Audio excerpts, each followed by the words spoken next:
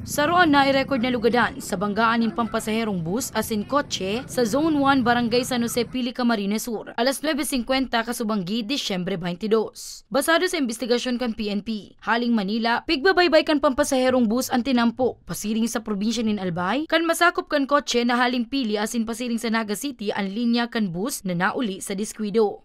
Pagdating doon sa pinangyarihan ng ng insidente is nakita nila sa unahan nila na which is opposite direction na mayroong isang kotse na pagiwang-giwang parang nagsisigsag-sigsag. Tapos nakapasok sa linya nila. Ngayon, ang ginawa ng driver ng bus is iniwasan nila yung yung kotse po na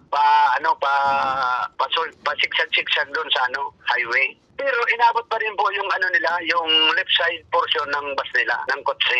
Ang kotse po is traveling po northbound direction heading towards Naga.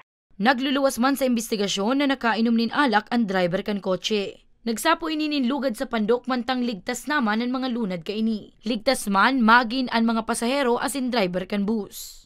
Sa ngayon po ma'am, yung kotse, hindi talaga po yun maalis doon sa pinangyarihan. Kasi kagabi nga po, nagpatulong na kami sa Bureau of Fire ng Pili, is nahirapan po kami itabi sa gilid ng highway. Kasi nga po, yung gulong niya wasak at hindi pwedeng hilahin, nag-lock. Ganun din yung bus. Yung bus po, yung gulong po ng bus sa left side, rear, front tire.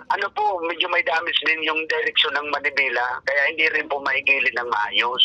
Ngayon po, ginagawa na po ngayon, baga po pag nagawa yung bus, pwede na po silang makaalis doon sa area, sa lugar na pinangyarihan. Nagkaigwanan nin pag-ururon ang ambuslados para sa magkakanigong disposisyon. Sa ngunyan, padagos pang pigbubulong sa ospital ang driver kan kotse para sa mga baretang Tatak Bicol. Danica Garcia.